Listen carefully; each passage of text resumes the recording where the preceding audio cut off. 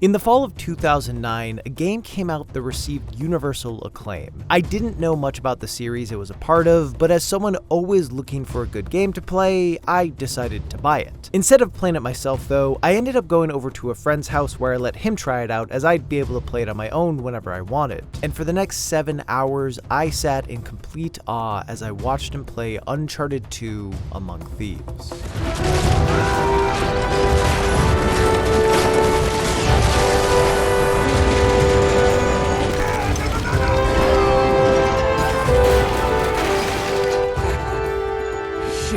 Everything about it blew my mind.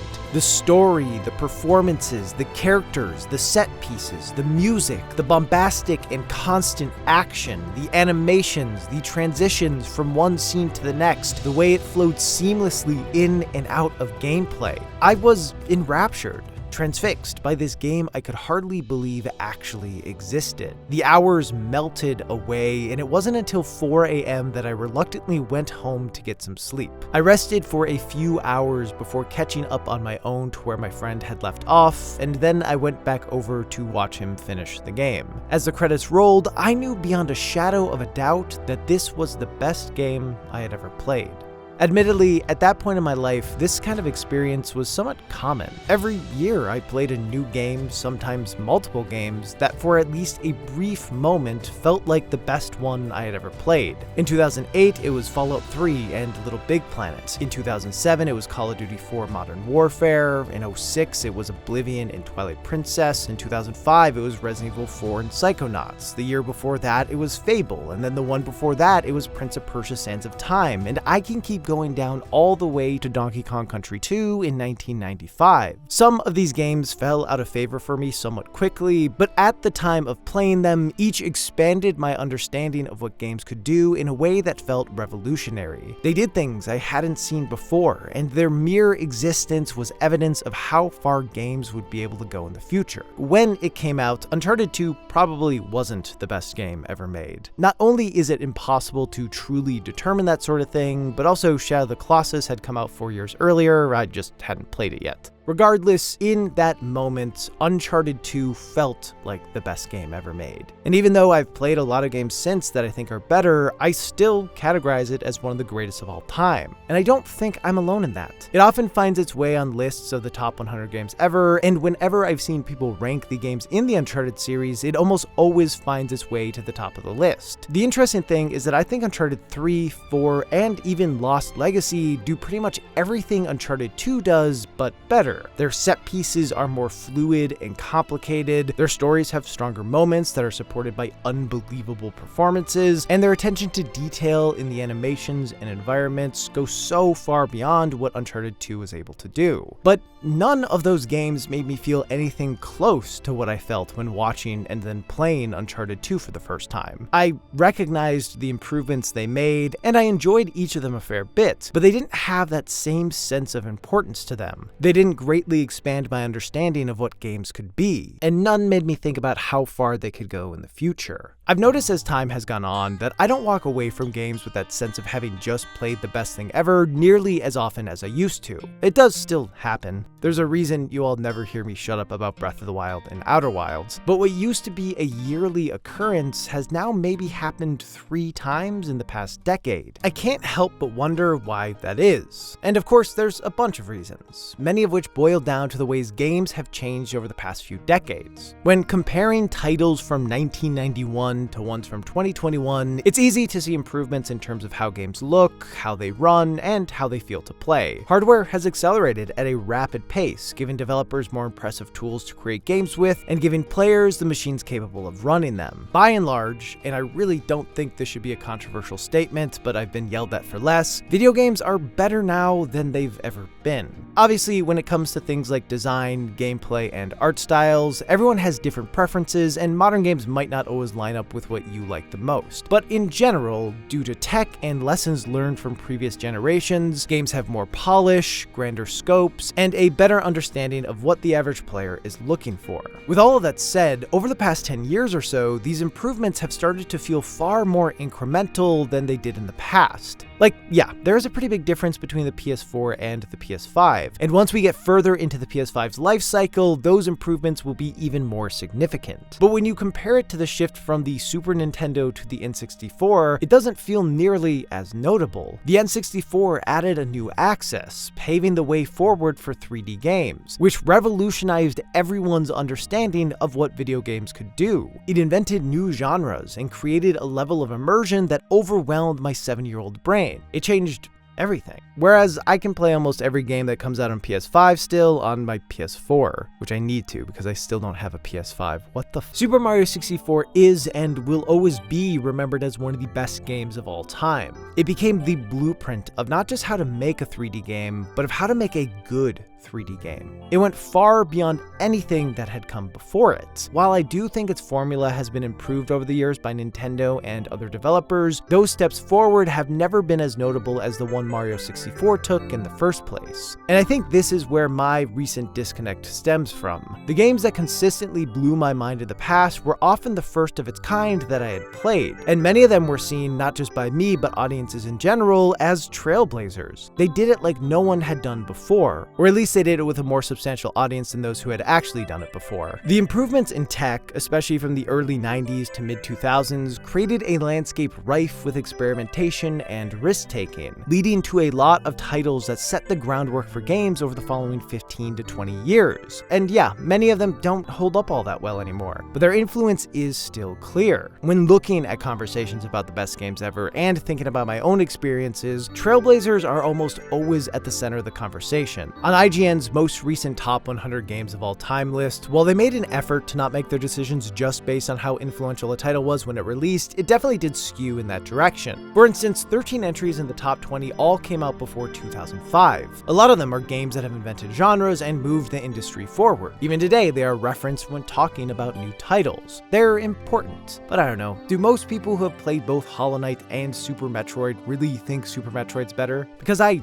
definitely don't. Honestly, I think there are tons of modern games that do what most of the titles on this list do, but better. Like A Link Between Worlds is better than A Link to the Past. Titanfall 2, and I know I'm gonna get eviscerated for this one, is better than Half-Life 2. Celeste, Donkey Kong Tropical Freeze, and Rayman Legends are all better than Super Mario World. But the thing is, and what it keeps coming back to, is that when I played Super Mario World for the first time, it changed everything for me. It was revolutionary. It expanded my understanding of video games. It made me think about how far they could go in the future. At that moment, I knew it was the best game I had ever played. And I can't say that about the platformers I now think are better than Super Mario World, because I simply didn't have that feeling while playing them. No matter how hard I try, I still can't shake the games that shifted the landscape the most, despite playing stuff that I enjoy more and think is better. And this isn't just because games are seemingly improving at a slower rate than they did in the past. It's also that back then, I didn't have as many games to play, so I didn't have nearly as many comparison points. Now though, the video game market is much more saturated. To be clear, that is largely a good thing, as it means there are so many more incredible games to play, but it does make it harder for an individual title to stand out, to change everything. There certainly are still plenty of developers experimenting with what games can be,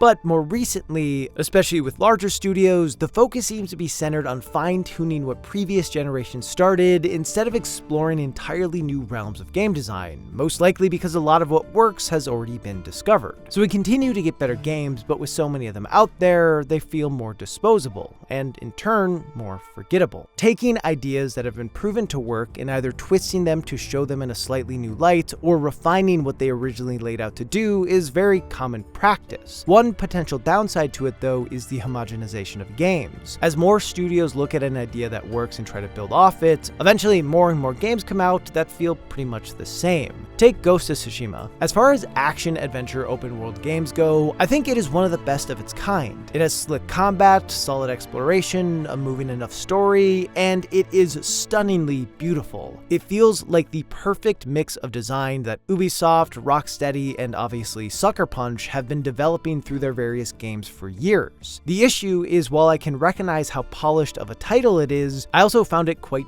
boring because it felt like I had already played it 8 times. Yes, it elevated what the games before it had done, but not enough for me to feel connected to it. Comparatively, when I played Assassin's Creed 2 for the first time in 2010, I had never experienced a game like it before, so my opinion going in wasn't affected by it being like every other AAA game out there. While I would expect every subsequent game in a series to feel similar to the last, therefore making it less notable, that isn't an issue I would have expected with games that are just part of the same genre. But it is happening, and I think it contributes to my issue of not being able to easily connect with games. Of course, it isn't fair for me to entirely pin the fact that I'm not as impressed by individual games as I was in the past, all on how the industry has shifted throughout my lifetime. Because the fact of the matter is, a large part also stems from how I have changed over the years. When I played Uncharted 2 for the first time, I was 18. And sure, back then I thought I knew who I was and that I had good taste, but I can confidently tell you now that I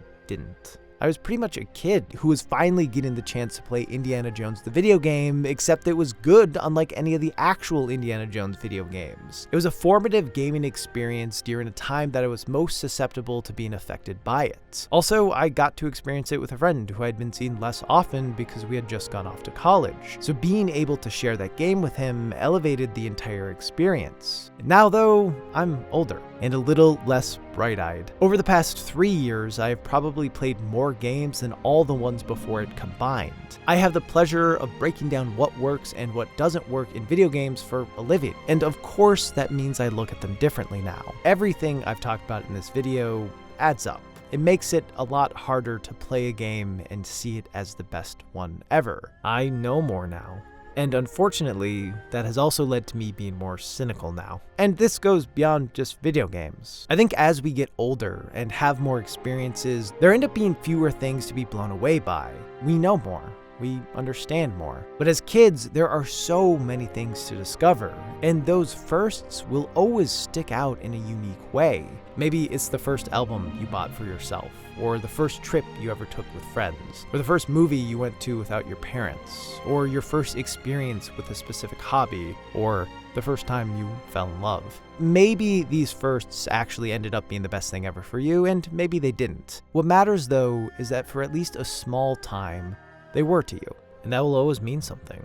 As I said before, it's not that getting the sense that something new is the best thing ever never happens to me anymore. It does. I'm just not a person who is as open to feeling that way as I once was. And I think that's what growing up is.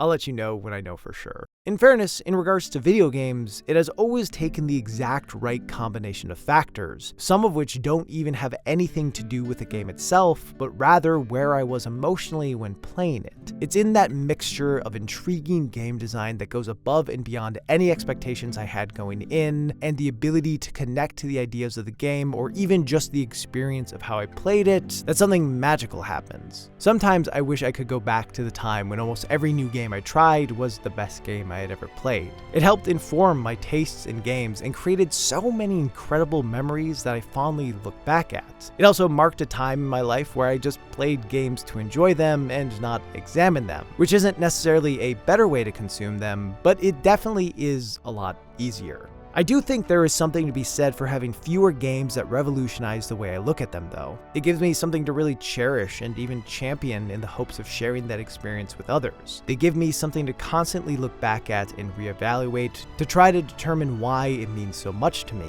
which I wouldn't be able to do in the same way if I had a new favorite game every month. I like feeling this connected to things I love, even if that means there are less of them out there.